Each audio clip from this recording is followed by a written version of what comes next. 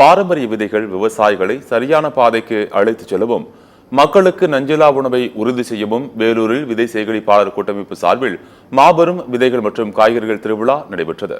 வருங்கால தலைமுறையினருக்கு நம்பிக்கை தரும் வகையில் அமைந்த திருவிழா குறித்து நமது வேலூர் செய்தியாளர் பிரீத்திகுமார் தரும் தகவல்களை கேட்கலாம்.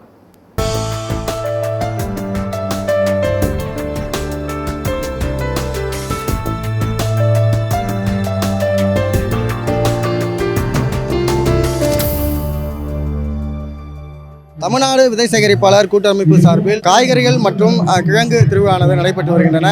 இந்த கண்காட்சியில் மரபு வழியில் உற்பத்தி செய்யப்பட்ட காய்கறிகளை கண்காட்சிக்கு வைக்கப்பட்டிருக்கின்றனர். தற்போது தமிழ்நாடு விதை சேகரிப்பாளர் கூட்டமைப்பு சார்பில் இருக்கக்கூடிய நிர்வாகி நம்முடன் இருக்கின்றார். அவரிடம் கேட்போம்.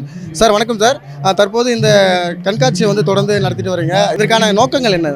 நாங்கள் கிட்டத்தட்ட ஒரு 6-7 வருஷமாக தமிழ்நாடு இல்லாமல் இந்தியா ஃபுல்லாக இருக்கக்கூடிய மாநிலங்கள் அங்கெல்லாம் போய் ட்ராவல் பண்ணி அங்கெல்லாம் என்னென்ன நாட்டு ரகம் இருக்குன்னு தேடி கண்டுபிடிச்சிட்டோம். இப்போ கண்டுபிடிச்சிட்டு அடுத்த ரகமாக என்ன பண்ணணும்னா மக்கள்கிட்ட போய் சேர்க்கணும். மொத்தமாக ஒரு இடத்துல காட்சிப்படுத்தலாம் அப்படின்றதுக்காக கிட்டத்தட்ட ஒரு 1000 காய்கறி கிழங்கு எல்லாமே டிஸ்பிளே பண்ணுறாங்க. தக்காளியில் மட்டுமே கிட்டத்தட்ட ஒரு 140 வகையான தக்காளி, மிளகா ரகங்கள் கிட்டத்தட்ட ஒரு 100 ரகமான மிளகா ரகங்கள் கலெக்ட் பண்ணி வச்சுருங்க.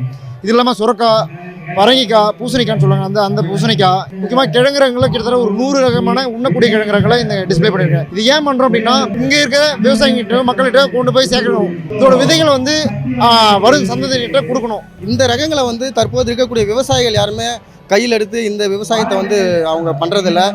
இந்த திருவிழா மூலமா அந்த விவசாயிகளுக்கு என்ன சொல்ல வரீங்க? இதில் இருக்கிற காட்சிப்படுத்த எல்லா ரகமும் அந்த உள்ளூர் சார்ந்ததுங்க. அந்த ஊருக்கான ரகங்களை அவங்க தேடணும். இப்போ நீங்கள் இன்னொரு ஊருக்கான ரகத்தை உள்ளே போட்டிங்க அப்படின்னா பெருசாக ஈல்டு இருக்காது. உள்ளூர் ரகத்தை கையில் எடுத்தீங்க மட்டும் தான் இது திரும்ப இந்த புழக்கத்தில் இருக்கும். அதுக்காக மட்டும் தான் இது பண்ணுறாங்க.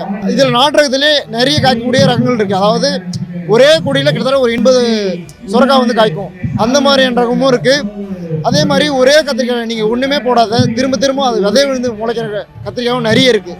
அதே மாதிரி அந்த சீசன் அப்போ ஒரே ஒரு வெண்டைக்காய் செடி கிட்டத்தட்ட 200 காய்கிட்ட காய்க்கும், மரம் மாதிரி வளர்ந்து. அப்போ இந்த மாதிரி ரகமும் இருக்குது. அப்போ இது மாதிரி பண்ணும்போது இன்னும் தேடுவாங்க. நிறைய மெடிசினல் பிளான்ட்ஸ் எல்லாமே வச்சுருக்காங்க. மரபு விதைகள்லாம் நிறைய வச்சுருக்காங்க. விவசாயிகள் இப்போ நிறைய ஹைபிரிட்ஸ் தான் நிறைய யூஸ் பண்ணுறாங்க. மரபு விதைகள்லாம் யூஸ் பண்ணுறது இல்லை. செயற்கை விவசாயத்தினால நமக்கு நிறைய நோய் எல்லாமே வருது. அதனால செயற்கை விவசாயத்தை கைவிட்டு இயற்கை விவசாயத்தை பண்ணால் நல்லாயிருக்கும். கிழங்கு வகைகள், பாரம்பரிய அரிசி வகைகள்லேருந்து தக்காளி, எல்லா வெஜிடபிள்ஸ் காய்கறிகள்லேருந்து நம்ம பார்க்க முடியாத மருத்துவ குணமுடைய நிறைய மருத்துவ செடிகள், மூங்கிலிருந்து எல்லாமே இங்கே வச்சுருக்காங்க. இப்போ நாங்கள் அரிசி வகைகள் பற்றி பார்த்துட்ருக்கோம். நிறைய அரிசி இருக்குது. இதெல்லாம் நாங்கள் பார்த்ததும் கிடையாது, சாப்பிட்டதும் கிடையாது. நாங்கள் இப்போ என்ன மிஷினில் அரைச்சி கொடுக்குறாங்களோ அதுதான் சாப்பிட்ருக்கோம்.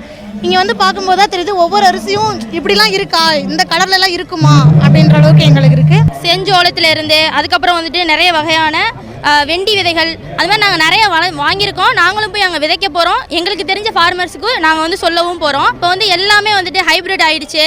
நம்ம என்ன சாப்பிட்றோன்றதே நம்மளுக்கு இப்போ தெரியறதில்ல. போய் கடைக்கு வாங்குறோம், 1 கிலோ தக்காளி போடுங்க அப்படி கேட்காதீங்க, நாட்டு தக்காளியாக போடுங்க. என்ன ரகத்துலேருந்து என்ன வாங்குறோம், என்ன சாப்பிட்றோம் அதை ஃபஸ்ட்டு நீங்கள் தெரிஞ்சுக்கோங்க. அதுக்கப்புறம் வாங்குங்க, அதுக்கப்புறம் அதை சமைச்சு சாப்பிடுங்க. இல்லைப்பா என்கிட்ட நிலம் இல்லை அப்படின்னாலும் மாடி தோட்டம் இருக்குது. ஹைட்ரோபோனிக்ஸ்னு சொல்லக்கூடிய தண்ணியை மட்டுமே வச்சு பண்ணக்கூடிய விவசாயங்களும் இருக்குது. அதையும் நீங்கள் பண்ணி நீங்களும் பயன்பெறுங்க. நல்ல ஒரு சமுதாயத்தை நம்ம உருவாக்குவோம். இது போன்று பொதுமக்களும் சரி, விவசாயிகளும் சரி, இயற்கை விவசாயத்தை கையில் எடுத்து வரும் சன்னதிகளின் அவர்களுடைய வாழ்வாதாரத்தை நாம் காப்பதற்கான முயற்சியில் முன்வர வேண்டும் என்பது தமிழ்நாடு விதை சேகரிப்பாளர் கூட்டமைப்பு சார்பில் ஒரு முக்கிய எதிர்பார்ப்பாக உள்ளது. சத்தியம் தொலைக்காட்சிக்காக வேலூரிலிருந்து ஒளிப்பதிவாளர் சுதாகருடன் பிரீத்குமார்.